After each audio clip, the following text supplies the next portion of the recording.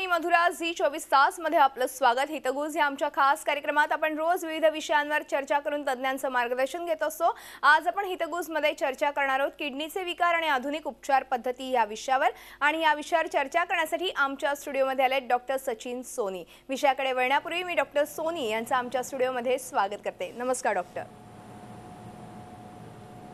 नमस्कार. नमस्कार doctor Sony, आपण यांची थोडक्यात ओळख करून घेऊया. डॉक्टर सोनी यांनी नागपूरमधून वैद्यकीय शिक्षण पूर्ण केलं आणि त्यानंतर हैदराबाद इथून नेफ्रोलॉजीचं उच्च शिक्षण त्यांनी घेतलं आणि तसंच इटलीमधून त्यांनी क्रिटिकल केअर आणि इंटरव्हेन्शनल नेफ्रोलॉजीमध्ये विशेष असं प्रावीण्य प्राप्त केलं. डॉक्टर सोनी गेल्या 7 वर्षांपासून औरंगाबाद इथे कार्यरत आहेत. किडनी आजार व उपचार ह्याविषयी त्यांनी 50 पेक्षा जास्त लेख आंतरराष्ट्रीय नियतकालिकांमध्ये प्रकाशित केलेत. त्यांना त्यांच्या कार्याबद्दल अनेक पुरस्कारांनी सन्मानितही करण्यात आले. डॉक्टर सोनी यांनी 200हून अधिक यशस्वी किडनी प्रत्यारोपण शस्त्रक्रिया आणि हजारांपेक्षा अधिक फिस्टुला शस्त्रक्रिया करून 50,000पेक्षा अधिक डायलिसिस करून त्यांच्या जीवनामध्ये सकारात्मक असे बदल घडवून आणलेले आहेत. ते सध्या NABH मानांकन प्राप्त युनायटेड सिग्मा हॉस्पिटलमध्ये कार्यरत आहेत. चला तर आज आपण किडनी विषयी एकूणच किडनीच्या कार्याविषयी अधिक माहिती जाणून घेऊया डॉक्टर सोनी यांच्याकडून. तेव्हा लगेचच चर्चेला सुरुवात करूया. डॉक्टर, पुन्हा एकदा स्वागत आहे आणि आज आपण किडनी बद्दल तुमच्याकडनं जाणून घेणार आहोत. सगळ्यात अगोदर सांगा, किडनीची नेमकी रचना कशी असते आणि तिचं शरीरामध्ये काय महत्त्वाचं कार्य असतं त्याबद्दल. निसर्गाने प्रत्येक मनुष्याला 2 किडनी दिल्या आहेत. त्याचे स्थान पोटाच्या आत पाठीच्या मणक्याच्या बाजूला असते. आपण जर विठ्ठलाच्या मूर्तीसारखे पाठीवर 2 हात ठेवून उभे राहिलो तर आपले 2 अंगठे जिथे राहतील त्याच्या खाली 2 किडनी असतात. या किडनीचा आकार एका मुठीसारखा असतो. अंदाजे वजन 150 ग्राम असतं. हे किडनी फिल्टर करतं. या फिल्टर केलेल्या रक्तापैकी शरीराला जे आवश्यक रसायन आहेत, आवश्यक पाणी आहे ते किडनी शोषून घेतं आणि अनावश्यक घटक आणि रसायन हे लघवीद्वारे किडनी उत्सर्जित करतं. शरीरातील क्षार, रसायन, पाणी, आम्ल, अम्लारी यांचे योग्य संतुलन ठेवण्याचे कामसुद्धा किडनी करतं. व्हिटॅमिन डीच्या माध्यमातून हाडांची व स्नायूंची मजबूती ठेवणं हे सुद्धा किडनीचं काम आहे. किडनीद्वारे एक इरिथ्रोपॉयटिन नावाचं रसायनसुद्धा बनतं आणि ज्याचं महत्त्व रक्तकण म्हणजे ज्याला आपण हिमोग्लोबिन बनतो हे बनवण्यासाठी आहे. शिवाय आपल्या शरीरातलं ब्लड प्रेशर योग्य नियंत्रणात ठेवण्याचं कामसुद्धा किडनी करतं. बरोबर. आता तुम्ही सांगितलं एकूणच किडनीचं कार्य कसं चालतं आणि किडनीचं किती महत्त्व आहे एकूणच आपल्या शरीरामध्ये. मात्र आज कुठेतरी किडनीबद्दल अजूनही लोकांमध्ये जनजागृती दिसून येत नाहीये. जेव्हा किडनी आजाराची लक्षणं दिसू लागतात ती लक्षात पटकन येत नाही आणि त्यामुळे पुढे जाऊन डायलिसिस सारख्या समस्यांना सामोरं जाण्याची वेळ देखील अनेक रुग्णांवर येत असते. एकूणच किडनी आजाराची काही लक्षणं आहेत का आणि ती कोणती आहेत? आता सांगितल्याप्रमाणे किडनीचे जर आपण सामान्य कार्य लक्षात घेतले तर किडनी आजाराची लक्षणेही समजणे आपल्याला सोपे जाईल. लघवीच्या रंगात बदल होणे, लघवी कमी किंवा जास्त होणे, शरीरात पाणी साचून हात, पाय, चेहऱ्यावर सूज येणे हे किडनीचे प्रमुख लक्षण आहे. किडनीचे कार्य मंदावल्यावर शरीरात 900हून अधिक अनावश्यक रसायने जमा होतात आणि त्याचा हळूहळू शरीराच्या इतर अवयवावर दुष्परिणाम होतो. जसे अन्ननलिका व पाचनशक्तीवर जर दुष्परिणाम झाला तर रुग्णाला वारंवार उलटी होणे, मळमळ होणे, जेवण कमी जाणे असं जाणवतं. फुफ्फुसात पाणी जर भरले तर रुग्णांना दम लागू शकतो. शरीरावर खाज येते. मेंदूवर दुष्परिणाम होऊन पेशंटचं लक्ष विचलित होऊ शकतं. कामात लक्ष लागत नाही. कधी कधी बेशुद्ध अवस्था होऊ शकते. झटके येऊ शकतात. पेशंटचं ब्लड प्रेशर वाढू शकतं. डायबिटीसच्या रुग्णांमध्ये वारंवार जर साखर कमी होत असेल तर हे सुद्धा किडनी आजाराचं आमंत्रण किंवा सुरुवातीचं लक्षण असू शकतं. किंवा पेशंटला आधी जो डोस लागत आहे गोळ्यांचा किंवा इन्सुलिनचा, हा डोस आता पहिलेपेक्षा जर कमी लागत असेल हे सुद्धा एक किडनी आजाराचं लक्षण आहे. इथे आपण हे लक्षात घ्यायला पाहिजे की ही सर्वच्या सर्व लक्षणे एका पेशंटमध्ये असतीलच हे काही निश्चित नाही आहे. याच्यापैकी कोणतंही एक लक्षण असून सुद्धा किडनी आजार असू शकतो. बरेचदा शरीरावर किंवा हातापायावर सूज आली तरच आपलं किडनी आजाराकडे लक्ष जातं, पण काही काही रुग्णांना केवळ जेवण कमी जाणे किंवा सारखं मळमळ होणे हेच एक किडनी आजाराचं लक्षण असतं. बरेचदा ते 6-6 महिन्यासाठी ॲसिडिटीच्या गोळ्या खात असतात आणि नंतर लक्षात येतं की हा वाढलेला किडनीचा आजार आहे. तर त्याच्यामुळे प्रत्येक लहान लक्षण आपण महत्त्वाचं धरून त्याची योग्य तपासणी केली पाहिजे. बरोबर आहे. ही लक्षणं खरं तर दिसायला लागल्यावरती ताबडतोब खरं तर तपासण्या करून घेणं आवश्यक असतं. अर्थातच एकूण नेमक्या कोणत्या तपासण्या आहेत हे देखील मला डॉक्टर तुमच्याकडनं जाणून घ्यायचे. मात्र त्याच्यापूर्वी ह्या किडनी आजाराची नेमकी काय कारणं आहेत त्याविषयी मला जाणून घ्यायला आवडेल. आपली बदलती जीवनशैली व फास्ट फूड कल्चरमुळे आपल्या समाजात मधुमेह, स्थूलता व उच्च रक्तदाबाचे प्रमाण वाढत आहे आणि परिणामतः किडनी आजाराचे सुद्धा प्रमाण वाढत आहे. ब्लड प्रेशर व डायबिटीस हे किडनी आजाराचे सर्वात 2 महत्त्वाचे कारण आहे. म्हणजे आम्ही जे रुग्ण बघतो त्याच्यापैकी 40 ते 50% रुग्ण हे मधुमेहासंबंधित किडनी आजाराचे असतात. याच्या व्यतिरिक्त ग्लोमेरुलोनेफ्रायटिस म्हणजे ज्या आजारात किडनी मधून प्रोटीन लिकेज होते, हा सुद्धा आपल्या समाजात बघल्या जाणारा आजार आहे. एक साध्या शब्दात जर सांगायचं असलं तर किडनीचं काम एका चाळणीसारखं असतं, एका गाळणीसारखं असतं. म्हणजे समजा आपण चहा गाळण्याची गाळणी घेतली तर त्याच्यामध्ये जर आपण चहा गाळला तर चहा खाली जातो आणि पत्ती वर राहते. तसंच काम किडनीचं आहे. म्हणजे शरीराला जे योग्य घटक आहेत ते समजा आपण पत्ती समजूया तर ते किडनी थांबून घेतं आणि चहा म्हणजे आपण लघवी समजूया तर चहा खाली जातो. कधी कधी म्हणजे आजारामध्ये समजा बीपी संबंधित आजार किंवा डायबिटीस संबंधित आजार किंवा ग्लोमेरुलोनेफ्रायटिस याच्यात या गाळण यंत्राचे होल मोठे होतात. गाळण यंत्राचे होल जर मोठे झाले तर लघवीसोबत म्हणजे चहासोबत पत्ती सुद्धा जाऊ शकते. आणि याचा आपण आपल्या याच्यात ॲनॉलॉजी जर पकडली ह्युमन आपल्या शरीरात तर असं समजा की लघवीसोबत शरीरातले अत्यावश्यक घटक म्हणजे जसे प्रथिने, प्रोटीन हे सुद्धा जाऊ शकतात आणि या सिक्वेन्समध्ये किडनी आजार वाढू शकतो. याच्या व्यतिरिक्त किडनीचा जंतू संसर्ग, अनावश्यक गोळ्यांचे सेवन, विशेष करून वेदनाशामक गोळ्या, किडनी स्टोन्स ज्याला आपण मुतखडा म्हणतो, हे सुद्धा किडनी आजाराची इतर कारणे आहे. या व्यतिरिक्त काही आजार अनुवांशिक व जन्मजात सुद्धा असू शकतात. बरोबर. म्हणजे थोडक्यात ही विविध कारणं तुम्ही आता सांगितली. खास करून जेव्हा डायबिटीज होतो तेव्हा देखील मोठ्या प्रमाणात किडनीवरती परिणाम होतो. त्याचबरोबर किडनी स्टोन हा देखील तसा बघितला गेला तर किडनी स्टोन वारंवार झाल्यामुळे देखील किडनीची हानी होऊ शकते. मात्र एकूणच किडनीची हानी होते का नाही, आपली किडनी किती सुरक्षित आहे यासाठी देखील काही तपासण्या असतात. त्या नेमक्या कोणत्या असतात त्याविषयी काय सांगाल? 3 साध्या, सर्वत्र उपलब्ध व कमी खर्चाच्या तपासण्या, ज्यामध्ये लघवीची तपासणी, आपण त्याला युरिन रुटीन म्हणतो, रक्तातील creatinine level, Serum creatinine level व सोनोग्राफी, हे आपल्या किडनीच्या अवस्थेबद्दल आपल्याला भरपूर माहिती देतात. या 3ही तपासण्या जर नॉर्मल असतील तर किडनी आजार असण्याची शक्यता नगण्य असते. या उलट जर या तपासण्यामध्ये जर काही दोष आढळला तर आपण त्वरित किडनी तज्ज्ञांचा सल्ला घ्यायला पाहिजे.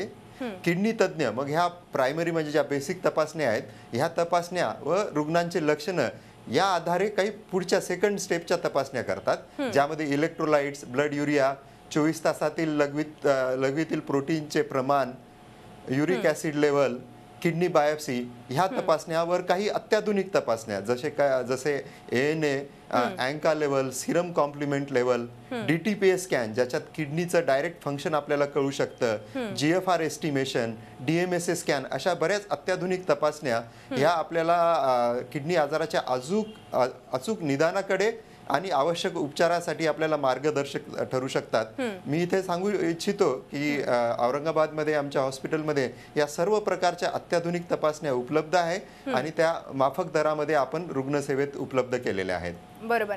आतापर्यंत आपण खरं तर किडनीबद्दलची एकूणच कार्यपद्धती, कारणं काय आहेत किडनी आजाराची आणि एक लक्षणं काय आहेत हेच देखील जाणून घेतलं, तपासण्यांबद्दल पण जाणून घेतलं. मात्र सगळ्यात महत्त्वाची स्टेप येते ती म्हणजे उपचार पद्धती. नेमकी काय उपचार घ्यायचे आणि औषध उपचाराने किडनीचा आजार बरा होऊ शकतो का, असं सर्वसामान्यांना पडलेला एक प्रश्न असतो, त्याविषयी काय मार्गदर्शन कराल डॉक्टर? निश्चितच किडनी विकार औषधोपचाराने बरे होऊ शकतात, पण हे रुग्ण केव्हा डॉक्टरकडे पोहोचतो याच्यावर अवलंबून आहे. कोणत्याही आजारामध्ये, किडनीचा आजार असो किंवा हृदयाचा आजार असो, जेव्हा तो आजार लक्षणांद्वारे आपल्याला माहीत पडतो तो वाढलेला असतो. जर आपल्याला आजार प्राथमिक स्तरावर माहीत करायचा असेल तर आपण स्वतःहून तपासण्या करणे हे फार गरजेचं असतं. आणि अशा अवस्थेमध्ये जर प्राथमिक अवस्थेमध्ये जर आपण डॉक्टरांकडे गेलो तर केवळ औषधोपचारानेच किडनीचे जवळपास सर्वच्या सर्व रुग्ण बरे होऊ शकतात. दुर्दैवाने जोपर्यंत पेशंट आपल्याकडे पोहोचतो बरेचदा त्यांचा आजार वाढलेला असतो आणि त्यावेळी औषधोपचाराशिवाय त्यांना इतर पर्याय आपल्याला द्यावे लागतात. बरोबर. आता तुम्ही सांगितलं की खरं तर वेगवेगळे उपचार उपलब्ध आहेत नक्कीच, आणि किडनीच्या आजारामध्ये वेगवेगळ्या अत्याधुनिक उपचार पद्धती त्याचबरोबर तपासण्या देखील आलेल्या आहेत. त्याचबरोबर औषधोपचाराने जर किडनीचा आजार बरा झाला नाही तर काय काय पर्याय उपलब्ध आहेत? फक्त शस्त्रक्रिया किंवा किडनी प्रत्यारोपण हे एकमेव पर्याय आहेत का? औषधोपचाराने जर किडनी आजार बरा नाही झाला तर याला आपण क्रोनिक किडनी डिसीज म्हणतो. म्हणजे हा कायमस्वरूपी किडनी आजार, आणि कायमस्वरूपी किडनी आजार हळूहळू वाढून जेव्हा दोन्ही किडनीची कार्यक्षमता 10% कमी होते तेव्हा पेशंटला डायलिसिस ची गरज पडते. डायलिसिस 2 प्रकारचे असतात, हिमोडायलिसिस आणि पेरिटोनियल डायलिसिस. आणि तुम्ही ऑलरेडी उल्लेख केल्याप्रमाणे किडनी प्रत्यारोपण हा त्याच्यातला तिसरा पर्याय आहे.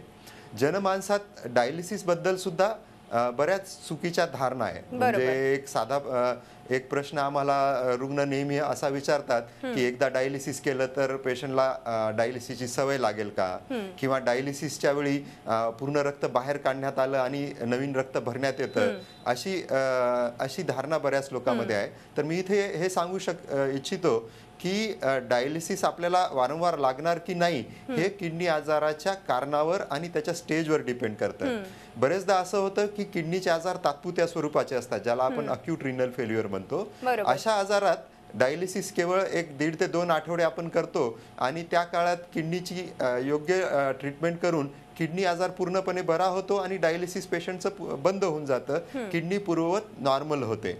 तसेच आपण हे जे डायलिसिस जी प्रक्रिया आहे ही एक क्लोज सर्किट प्रक्रिया आहे. आपण काही रक्त पूर्णपणे बाहेर काढून नवीन रक्त भरत नाही, तर हे जे बाहेर आलेलं रक्त एका सुईद्वारे एका क्लोज सर्किट मध्ये येतं आणि एका आर्टिफिशियल फिल्टर मध्ये आपण हे पास करतो. जशी किडनी नैसर्गिक फिल्टर आहे तसं आपण एक आर्टिफिशियल फिल्टर वापरतो आणि रक्ताचं शुद्धीकरण करून हे आपल्या शरीरात एका सुईद्वारे किंवा कॅथेटरद्वारे परत पाठवण्यात येतं. आणि या प्रक्रियेमध्ये पेशंटला फार काही त्रास होतो किंवा ते दुखतं का असं काही नाहीये.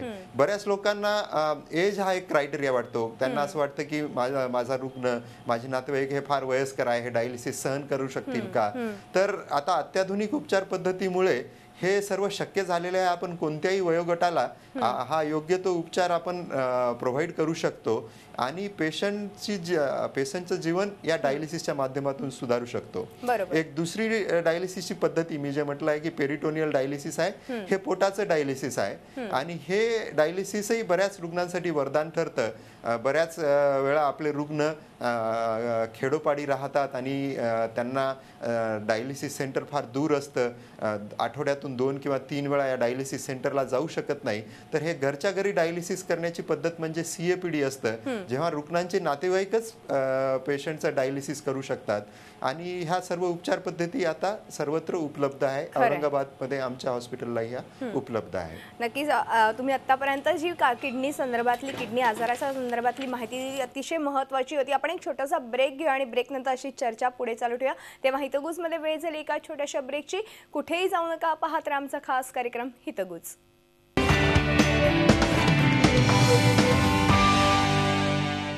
ब्रेक नंतर हितगुज ह्या आमच्या खास कार्यक्रमात आपलं पुन्हा एकदा स्वागत आहे. आणि आज आपण किडनीचे विकार आणि अत्याधुनिक उपचार पद्धतीने ह्याविषयी जाणून घेतोय. आपल्यासोबत आहे डॉक्टर सचिन सोनी. मी पुन्हा एकदा चर्चेकडे वळणार आहे. डॉक्टर, मगाशी आपण खरं तर किडनीचे विकार झाल्यानंतर औषधोपचाराने जर किडनी व्यवस्थित नाही झाली, किडनीचं कार्य सुधारू नाही शकलं, तर वेगवेगळे प्रत्यारोपण हा देखील एक महत्त्वाचा पर्याय समजला जातोय. ह्या किडनी प्रत्यारोपणाविषयी काय सांगाल? आता सांगितल्याप्रमाणे किडनी प्रत्यारोपण हा उपचाराचा सर्वोत्तम पर्याय आहे. डायलिसिस हा जीवन वाढवण्याचा पर्याय आहे, तर किडनी प्रत्यारोपण हे जीवन नॉर्मल करण्याचा पर्याय आहे. निसर्गाने आपल्याला 2 किडनी दिल्या आहेत आणि असं आहे की एका किडनीवर सगळ्यांचं जीवन नॉर्मल चालू शकतं. तर त्याच्यामुळे आपल्याकडे सर्वांकडे एक आगाऊ किडनी आहे. तर ही जर आपण आपल्या परिवारातल्या गरजू रुग्णाला देऊ केली तर त्याचंही जीवन सुधारू शकतं आणि देणाऱ्यालाही काही नुकसान होत नाही. किडनी बाबतीतही बरेच गैरसमज आहे. जसे लोकांना असं वाटतं की किडनी प्रत्यारोपणमध्ये जुनी खराब किडनी काढली जाते आणि त्याच्या जागी नवीन किडनी लावण्यात येते. ही प्रक्रिया फार खर्चिक आहे किंवा किडनी दान केल्याने देणारा अधू होऊन जाईल. किडनी प्रत्यारोपणानंतर फार खर्च लागतो. तर या ठिकाणी मी हे सांगू इच्छितो, सर्वप्रथम म्हणजे किडनी प्रत्यारोपण म्हणजे जसं आपण पेजमध्ये दाखवत आहे की तिसरी किडनी आपल्या शरीरात बसवण्यात येते. म्हणजे जुनी किडनी काही काढण्यात येत नाही, तर एक नवीन किडनी शरीरात बसवण्यात येते. किडनी प्रत्यारोपण हे काही आता खर्चिक प्रक्रिया नाही राहिलेली आहे. म्हणजे आमच्याकडे आम्ही एक अत्यंत माफक दरात हे प्रत्यारोपण करतो आणि किडनी दाता हा काही अधू होत नाही. तो आपलं पूर्ववत काम करू शकतो. तो त्याच्या जीवनात किंवा त्याच्या कार्यशैलीत काही फरक पडत नाही. तर आपण हे गैरसमज दूर करून प्रत्यारोपणाला प्रोत्साहन दिलं पाहिजे, ज्याच्याने रुग्णांचं जीवन नॉर्मल म्हणजे नियर नॉर्मल होऊन अधिक सुधारू शकतं. खरंय खरंय. डॉक्टर, आता तुम्ही म्हणालात की एकूणच प्रत्यारोपण हा एक चांगला पर्याय खरं तर म्हणायला हरकत नाहीये. पण जेव्हा प्रत्यारोपणाचा विषय येतो तेव्हा अनेक रुग्णांना थोडंसं टेन्शन येतं आणि थोडंसं ह्या सगळ्या गोष्टी प्रत्यारोपणाविषयी अनेकदा असं होतं की गैरसमजच जास्त पसरलेले समाजात बघायला मिळतात. ह्याविषयी मला जाणून घ्यायचं की जेव्हा प्रत्यारोपण होतं तेव्हा नेमका रुग्ण हा सर्वसामान्य आयुष्य जगू शकतो का? आपण बघतोय आधुनिक उपचार पद्धतींमुळे आता प्रत्यारोपण सहज शक्य झालं आहे आणि डॉक्टरांनी आत्ताच या संदर्भात आपल्याला अधिक माहिती दिली. आपण पुन्हा एकदा डॉक्टरांकडे जाणार आहोत. डॉक्टर, प्रत्यारोपणानंतर सर्वसामान्य आयुष्य तो रुग्ण जगू शकतो का, त्याविषयी काय सांगाल? निश्चितच प्रत्यारोपणानंतर रुग्ण सर्वसामान्य आयुष्य जगू शकतो. आम्ही आता 200 पेक्षा जास्त ट्रान्सप्लांट केलेले आहे आणि जवळपास 80 ते 90% हे सक्सेसफुल ट्रान्सप्लांट्स आहे. आणि आम्ही आमच्या रुग्णाच्या जीवनात एक वेगळीच कलाटणी बघितलेली आहे प्रत्यारोपणानंतर. त्यांचं जीवन पूर्णपणे नॉर्मल झालेलं आहे. बरेच रुग्ण तरुण आहेत ज्यांचं आधी लग्न झालेलं नव्हतं, प्रत्यारोपणानंतर लग्न झालेले आहे. लोक असे होते नव्हती, प्रत्यारोपणात त्यांना संतती प्राप्त झालेली आहे. ते आपलं काम करू शकत आहेत, स्वतःसाठी कमवू शकत आहेत.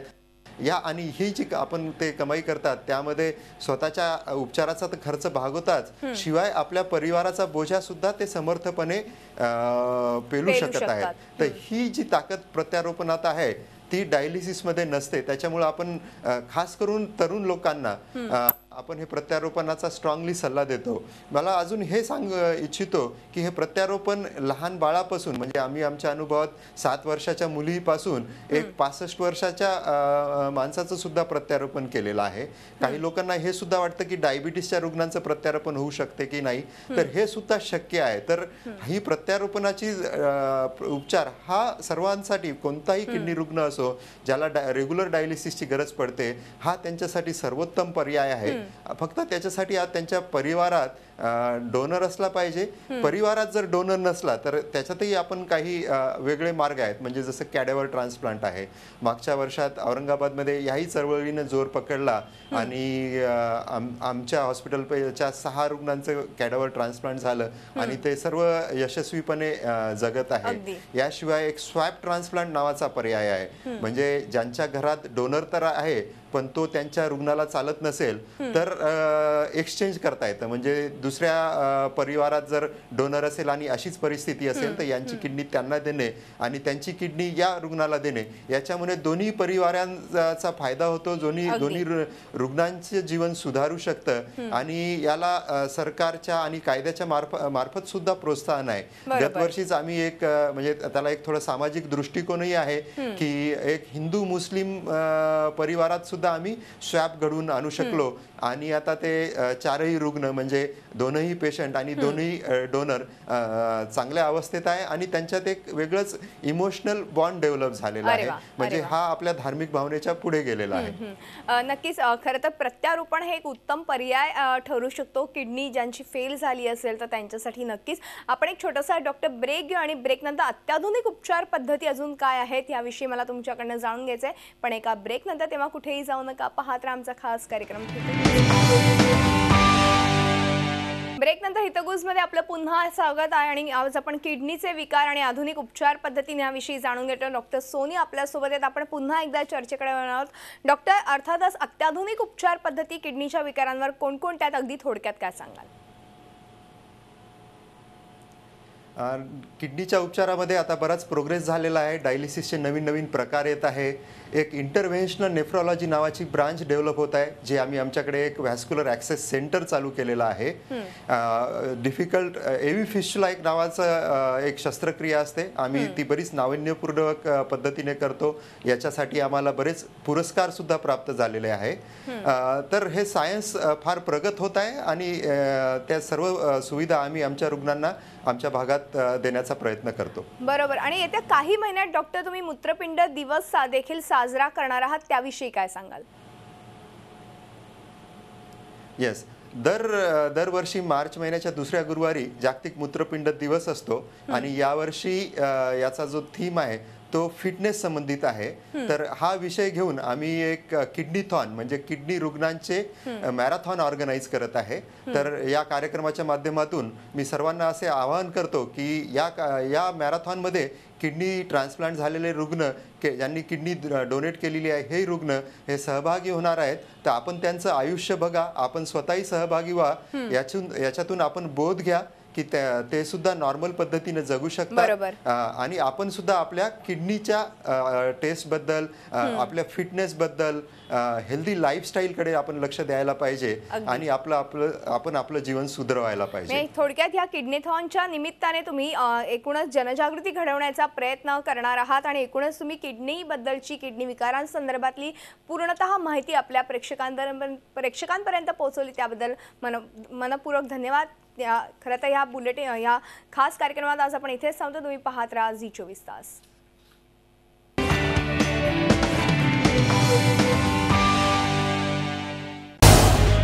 झी24 तास रहा एक पाऊल पुढे.